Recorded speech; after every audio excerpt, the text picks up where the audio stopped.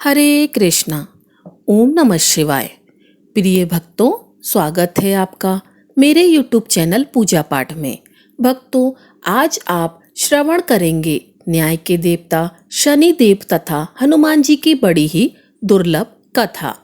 पुराणों के अनुसार शनिदेव का एक नाम कृष्ण भी है। यह नाम स्वयं श्री कृष्ण भगवान ने शनिदेव को दिया था। आज के दिन जो भी मनुष्य इस व्रत को करता है या कथा का श्रवण करता है तो उन भक्तों पर शनिदेव के साथ साथ हनुमान जी की कृपा भी प्राप्त होती है, क्योंकि शनिदेव से परेशान मनुष्य इस दिन हनुमान जी की कथा को सुनते तथा भजन कीर्तन करने से उनके सभी प्रकार की ग्रह बाधा साढ़े साती ढैया समाप्त हो जाती है और साथ ही शनिदेव की कृपा से भक्तों को रोगों से मुक्ति मिलती है, धन पुत्र व्यापार में तरक्की होती है, बुरा समय समाप्त हो जाता है। ऐसा हमारे पुराणों में वर्णित है।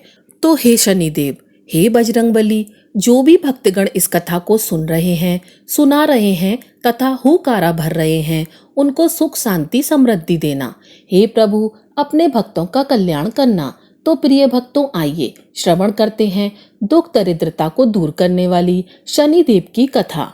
किसी गांव में एक बहुत ही विद्वान ब्राह्मण रहा करता था। एक दिन रात्रि में उसने सपने में देखा कि एक नीला वस्त्र पहने हुए बहुत ही दिव्य पुरुष उसे कह रहा है कि हे ब्राह्मण देवता, मैं तुझे लगूंगा। अब देखिए, यह सपना उस ब्राह्मण को रोज दिखाई देता। इससे वह परेशान हो गया और दुबला पतला होने लगा। उसका स्वास्थ्य बहुत ही गिरने लगा। एक दिन उसकी पत्नी ने कहा, देखिए जी, मैं आपको कितना अच्छे से खिलाती पिलाती हूँ, मेवा मिश्री खिलाती हूँ, दूध मलाई खिलाती हूँ, अच्छा भोजन आहार पका कर खिलाती हूँ, फिर भी आप इतने दुबले पतले क्यों होते जा रहे हैं? इसका क्या कारण है? प्रिय भक्तों, उस ब्राह्मण ने अपनी पत्नी से अपना सारा हाल बताया कि मेरे सपने में एक नीले कपड़े पहने हुए बहुत ही दिव्य पुरुष आते हैं। वे मुझे कहते हैं कि हे ब्राह्मण, मैं तुझे लगूंगा। अब यही सोचकर मुझे भूख प्यास नहीं लगती, मैं दुबला होता जा रहा हूँ। तब ब्राह्मणी ने कहा, हे पतिदेव, मुझे लगता है कि आपको शनि भगवान दर्शन देते हैं। आपके ऊपर शनि की दशा शुरू होने वाली है, इसलिए आपको वे सचेत करते हैं। अवश्य ही वे शनि महाराज हैं। अब की बार जब दिखेंगे तो आप उनसे कहिएगा कि आप मुझे सिर्फ सवा पहर ही लगिए। प्रिय भक्तगणों, उसी दिन जब रात्रि होती है तो ब्राह्मण फिर से सोता है और उसके सपने में शनि भगवान दर्शन देते हैं और कहते हैं, हे ब्राह्मण, आज मैं तुझे लगूंगा। तब ब्राह्मण ने कहा, हे भगवान, यदि आप लगना ही चाहते हैं तो लग जाइए, लेकिन यह बताइए भगवान, आप कितने दिनों के लिए लगोगे? तब शनिदेव ने कहा, हे ब्राह्मण, तुम्हारे ऊपर साढ़े साती शुरू होने वाली है, मैं तुम पर 7 साल के लिए लगूंगा। तब ब्राह्मण ने कहा, क्षमा करो भगवान, इतना भारी तो मुझसे झेला नहीं जाएगा, 7 साल बहुत है भगवान। तब शनिदेव बोले, अच्छा 5 वर्ष के लिए लगूंगा। तब ब्राह्मण ने कहा, शनि महाराज, यह भी मेरे लिए ज्यादा है। शनि भगवान बोले, तो ठीक है, 2.5 साल का लग जाऊं। ब्राह्मण ने फिर मना कर दिया। तब शनिदेव कहने लगे, सवा पहर का लगूंगा तो ठीक रहेगा। प्रिय भक्तों, उसे सवा पहर की शनि की दशा लग गई। ब्राह्मण ने नींद से उठते ही अपनी पत्नी से कहा, देखो, मेरे सवा पहर की शनि की दशा लगी है, सो मैं जंगल जाकर समय बिताऊंगा। तुम मेरे खाने पीने का सारा सामान बांध दो और मेरे पीछे किसी से लड़ना मत, घर में बैठी रहना, बच्चों को भी कहीं मत जाने देना और इस सवा पहर में किसी को गाली भी मत सुनाना। ऐसा कहकर ब्राह्मण अपने घर से जंगल की ओर चल दिया। जंगल में ब्राह्मण एक पीपल के पेड़ के नीचे बैठ गया और हनुमान जी का पाठ करने लगा। 1 पहर बीत गया तो ब्राह्मण ने सोचा, बाकी का समय तो रास्ते में ही बीत जाएगा, सो वह वहां से चल दिया और रास्ते में चलते हुए उसे एक सब्जी मंडी दिखाई दी। उसने सब्जी मंडी में से एक बड़ा सा कद्दू खरीद लिया। कद्दू खरीद के अपनी चादर में लपेट करके वह वहां से चल देता है। तभी रास्ते में शनि महाराज एक साधु का वेश बदलकर उसके पास आते हैं और कहते हैं, तुम्हारी चादर में क्या है? ब्राह्मण ने कहा, हे साधु महाराज, मेरे इस चादर में तो कद्दू है। साधु ने कहा, अच्छा कद्दू है तो दिखाओ। जब ब्राह्मण ने अपना चादर दिखाया तो आश्चर्य, उसमें तो उस राज्य के राजा के बेटे का कटा हुआ सर था।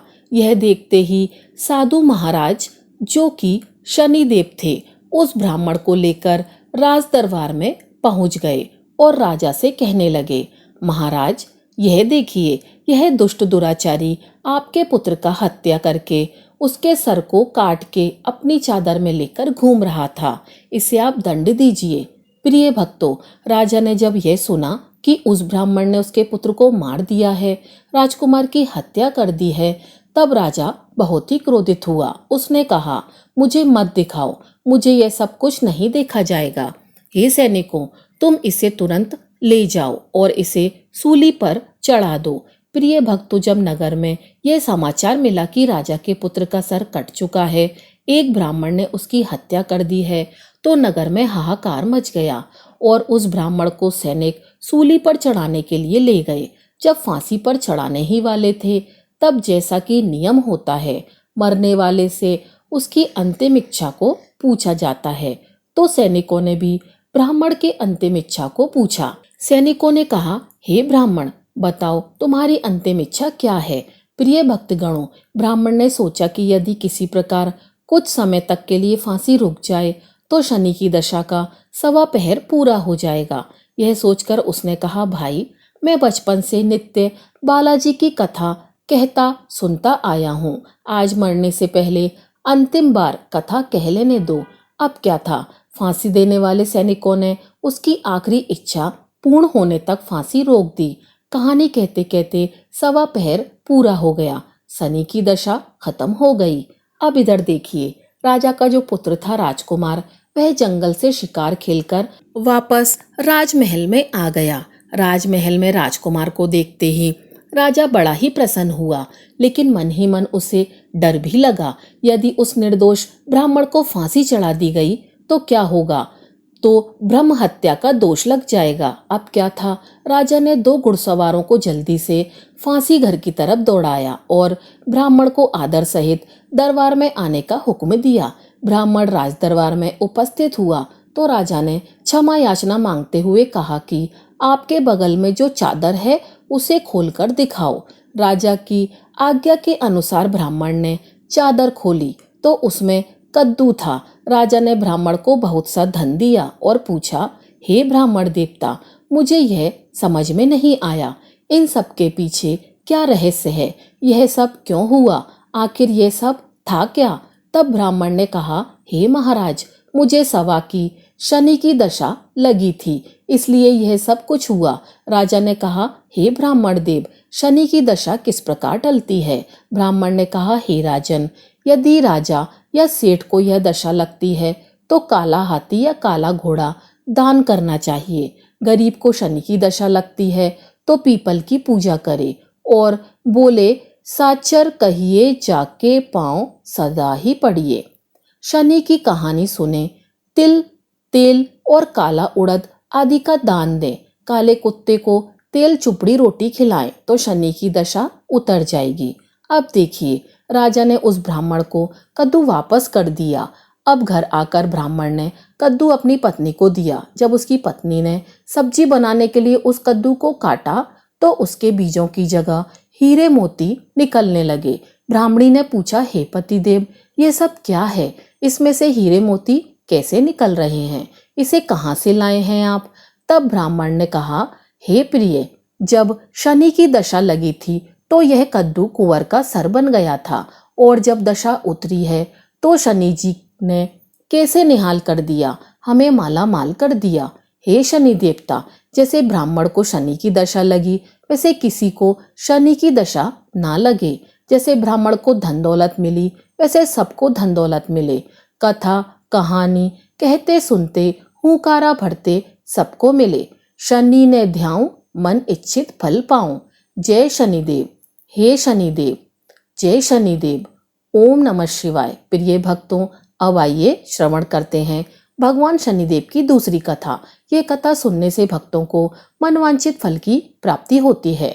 नर्मदा नदी के किनारे एक गांव में बहुत ही बड़े साहूकार का परिवार निवास करता था। साहूकार की मृत्यु हो चुकी थी। घर में साहूकारनी तथा उसके 2 बेटे, एक बड़ी बहू थी। साहूकारनी का छोटा बेटा मानसिक रोग से ग्रस्त था। उसकी मानसिक स्थिति ठीक नहीं थी।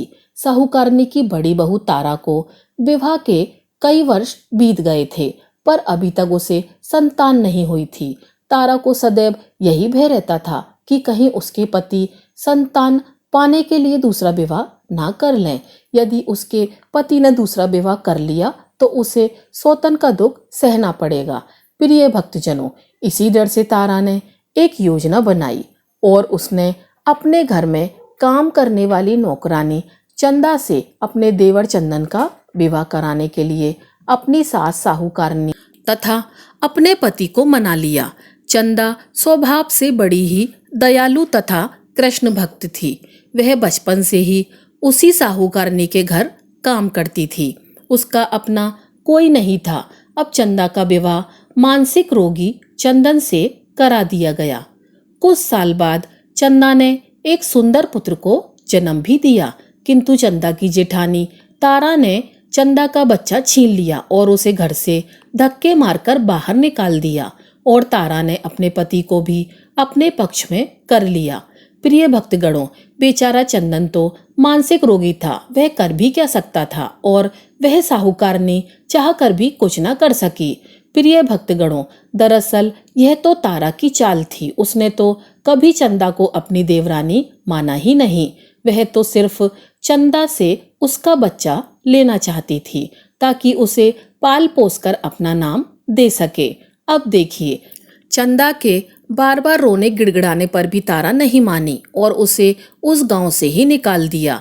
अब चंदा गांव-गांव भटकने लगी। भटकते भटकते वह कृष्ण जी के एक पुराने मंदिर में पहुंच गई। वहीं पर उसने प्रभु से न्याय की गुहार लगाई। वह अपना सर भगवान की चौखट पर पटकने लगी तथा लगातार ओम कृष्णाय नमः मंत्र का जाप करती रही। प्रिय भक्तों, उस स्त्री की करुण पुकार न्याय के देवता शनिदेव ने सुनी तथा भगवान श्री कृष्ण के आदेश से तुरंत चंदा के पास उपस्थित हो गए और साधारण मनुष्य का रूप धारण करके उसे अपने आप को कष्ट न पहुंचाने के लिए कहा और कहा कि हे बहन, तुम भगवान श्री कृष्ण पर विश्वास रखो और ओम कृष्णाय नमः मंत्र का जाप करती रहो। तुम्हारा अवश्य ही कल्याण होगा। तुम्हें जो भी दुख है सब भगवान श्री कृष्ण हर लेंगे और शनिदेव की कृपा से तुम्हारा मंगल होगा। यह सुनकर चंदा भगवान श्री कृष्ण की आराधना में लग जाती है। शनिदेव का ध्यान करते हुए ओम कृष्णाय नमः मंत्र का जाप करने लगी। अब देखिए, शनिदेव एक साधु का वेश बदलकर साहूकारनी के घर पहुंच गए और अलख निरंजन का अलख जगाने लगे। तब घर से बाहर साहूकारनी निकली और उसने भिक्षा देकर उन्हें प्रणाम किया। तब साधु रूपी शनिदेव ने कहा, हे देवी, मैंने सुना है आपके घर में कोई मानसिक रोगी है। मैंने 7 सालों से हिमालय के जंगलों में भटकते हुए बहुत ही दुर्लभ जड़ी बूटी इकट्ठी की है जो हर प्रकार के रोगों को समाप्त कर देती है। यदि आप कहें तो मैं आपके घर के मरीज को ठीक कर सकता हूँ। प्रिय भक्तों, उस साहूकारनी ने कहा, हे महात्मन, अहो भाग्य जो आप यहाँ पधारे। हाँ महाराज जी, मेरा छोटा बेटा जो कि दिमागी रूप से बीमार है, आप उसे ठीक कर दीजिए। आप जो चाहोगे मैं वह आपको दूंगी। आइए, घर के अंदर आइए। साहूकारनी ने अपने बेटे चंदन को साधु महाराज को दिखाया, जो अब चंदा के चले जाने से बहुत ही दुखी था। साधु महाराज ने अपने कमंडल से जल निकालकर उसे अभिमंत्रित करके चंदन को पीने के लिए दिया। उस जल को पीते ही चंदन बिल्कुल ठीक हो गया और साधु महाराज ने तारा को भी बहुत समझाया कि वह चंदा का बच्चा उसे वापस कर दे और अपनी गलती को स्वीकार कर ले, किंतु वह नहीं मानी। वह तो उल्टे ही साधु महाराज को ही डांटने लगी, यहाँ तक कि चंदन के ठीक होने से उससे ईर्ष्या करने लगी।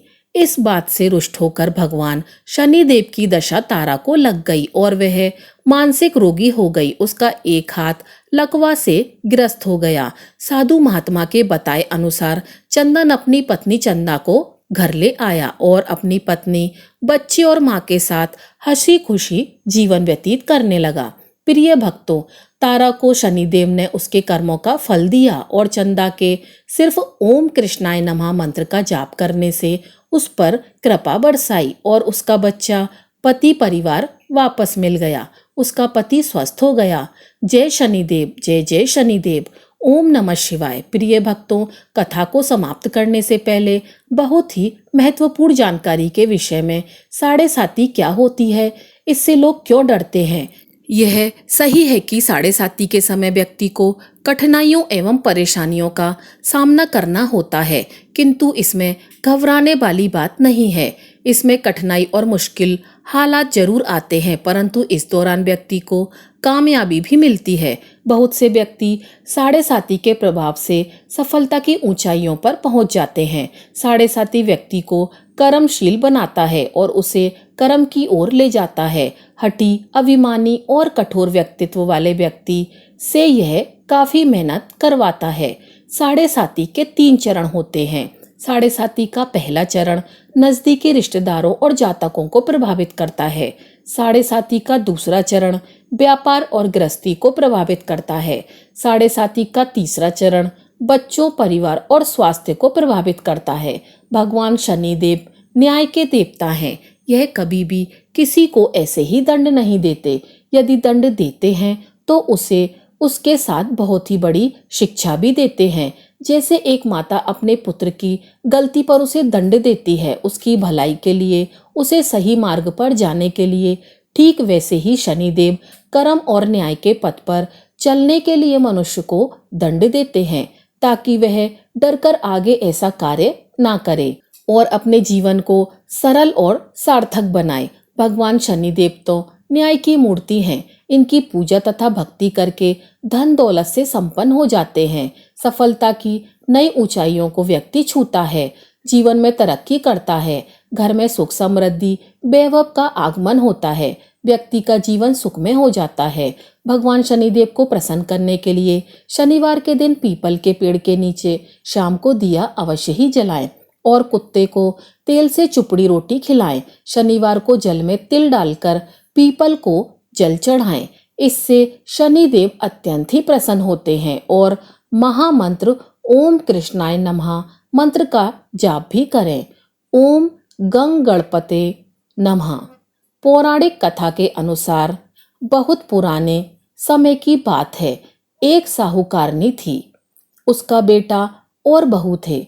पति की मृत्यु युवा अवस्था में ही हो गई थी और इस तरह उस साहूकारनी का रोज का नियम था, वह हनुमान जी के मंदिर में जाया करती थी और साथ में पूरी, हलवा और चूरमा बनाकर ले जाती थी और हनुमान जी से कहती थी, कांधे सोटो लाल लंगोटो, हनुमान जी खाओ चूरमे और रोटो, मैंने तुम्हें दिया जवानी में, तुम मुझे देना बुढ़ापे में। अब क्या था, पूजा करने के बाद वह साहूकारनी अपने घर आई तो उसकी बहू बोली, सासू जी तुम चूरमा रोटी लेकर कहाँ जाती हो रोज? वह साहूकारनी बोली, बहू बालाजी के मंदिर में जाती हूँ। बहू बोली, मंदिर में तो नहीं जाती आप, हमें तो लगता है आप अपने खाने के लिए रोज चूरमा और हलवा पूरी बनाती हैं और चोरी चुपके जाकर कहीं खा लेती हैं। प्रिय भक्तों, सास अपनी बहू की बातें सुनती है तो भी कुछ नहीं बोलती है और उसे मन में बड़ा दुख होता है। उसे यह दुख होता है कि वह भगवान की भक्ति करती है और उसकी बहू उसे चटोरी कह रही है। अब क्या था, दुख के मारे वह जाकर अपने कमरे में सो जाती है।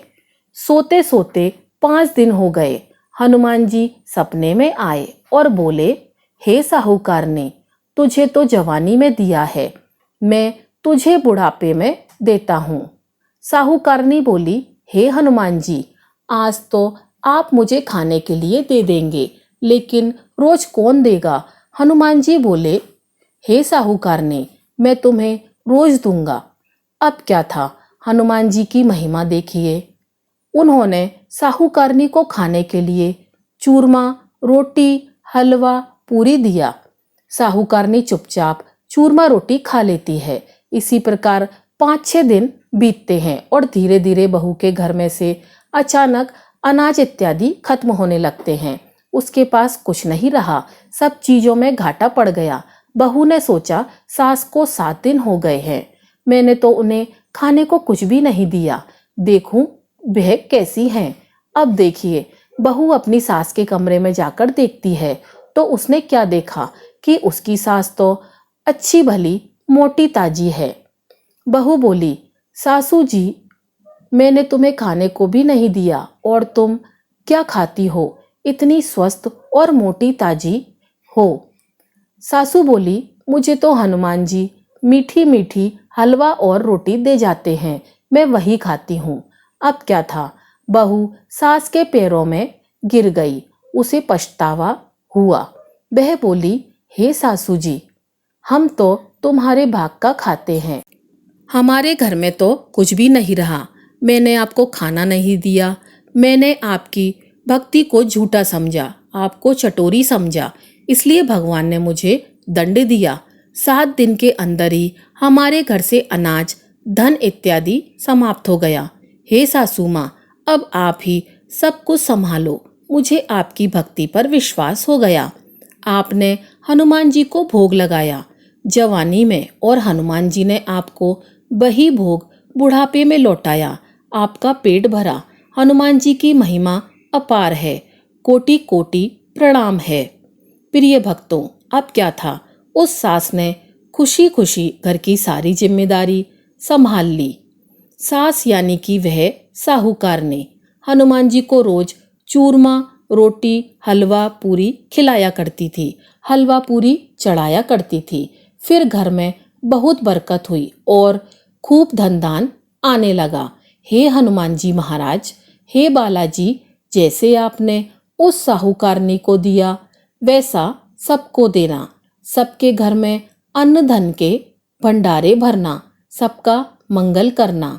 इस कथा कहानी को कहने वाले, सुनने वाले तथा हुंकारा भरने वाले सभी को देना। बजरंगबली हनुमान जी की जय।